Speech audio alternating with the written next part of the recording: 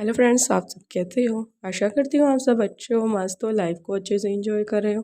आज की हमारी स्टोरी है सुपर लेडी अनिका की, एपिसोड 1703। वीडियो पसंद आए तो प्लीज़ लाइक शेयर सब्सक्राइब और कमेंट कर कर जरूर जाना। Thank you.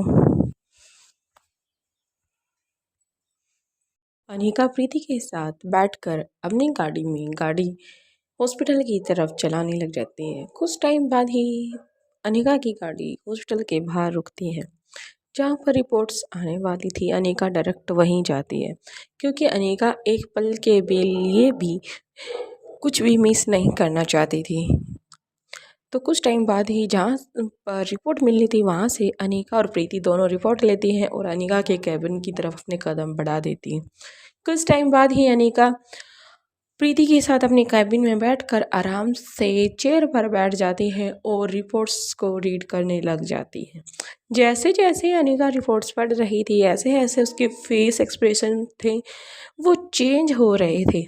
आंखें बिल्कुल फटी हुई और फेस बिल्कुल लाल, जैसे कि किसी पर गुस्सा आ रहा हो।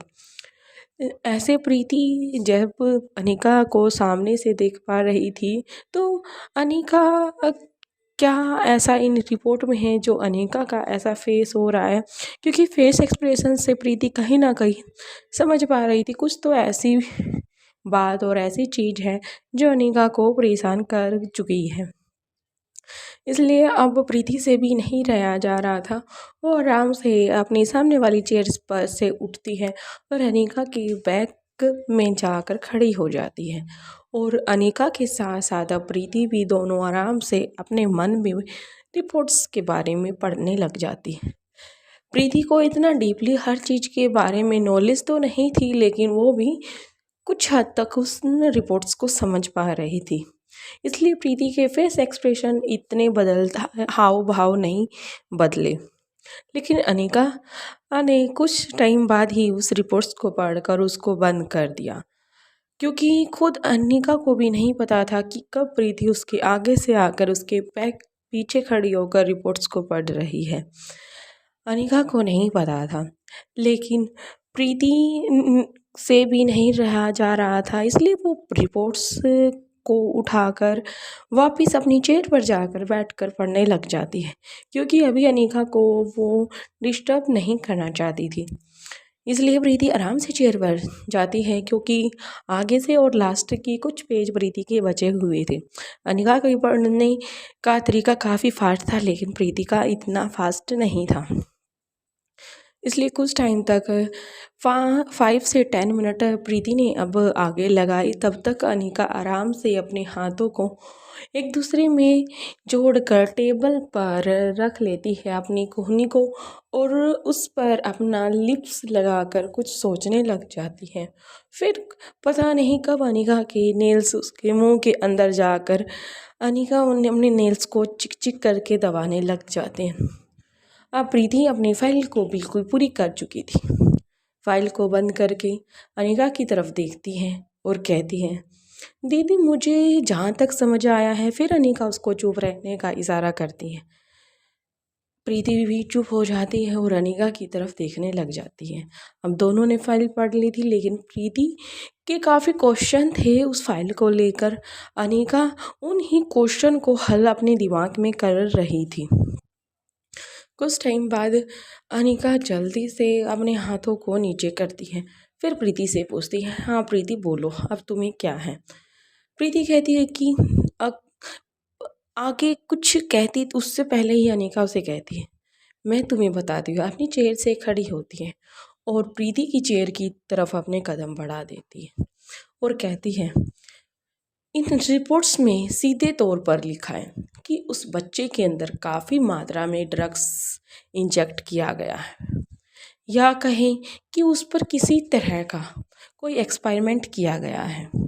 क्योंकि जब उसकी बॉडी उस एक्सपेरिमेंट के लिए साथ छोड़ गई, यानी कि उसने उस ड्रग्स को अपने अंदर अब्जॉर्ब नहीं होने दिया, तो इस कारण से इसकी डेथ हो गई। फिर इसे कहीं पर फेंकने का काम कर दिया गया। इसलिए उसे उस नदी में फेंक दिया जिस पर जहाँ से हमें ये मिला है। अगर ये मिला है तो इसके साथ ही और भी वहाँ पर होंगे जहाँ से ये बच्चा भाग कर, या फिर या कहें क्योंकि ये खुद तो उस नदी में नहीं गिरा होगा या फिर उनके द्वारा नहीं गिराया गया होगा। अगर गिराया जाता तो उन्हें भी पुलिस का खतरा रहता।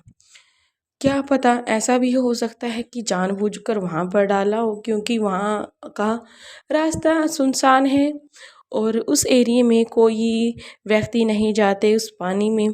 और ये हमारा साथ एक हादसा हुआ कि मेरे बच्चों ने जब जिद की और मैं वहाँ पर उन बच्चों के साथ गई तो हमें ये मिला।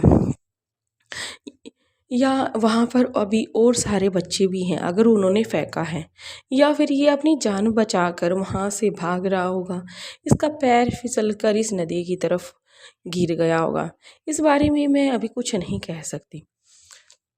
रही दूसरी बात, इसकी बॉडी पर काफ़ी इंजेक्शन इंजेक्ट किए गए हैं, या ये कहें कि किसी तरह का कोई ड्रग्स इसको दिया जा रहा था। फिर प्रीति कहती है कि इतने छोटे बच्चे को ड्रग्स की क्या ज़रूरत। तभी अनिका कहती है कि ये मतलब की दुनिया है। अगर किसी व्यक्ति को अपना पावर या रुतबा बढ़ाना है तो वो कुछ भी कर सकता है, इसलिए किसी व्यक्ति के बारे में हम कुछ नहीं कह सकते। अनिका की बात सुनकर प्रीति भी अब सहम जाती है और कहती है कि अब हमें क्या करना चाहिए।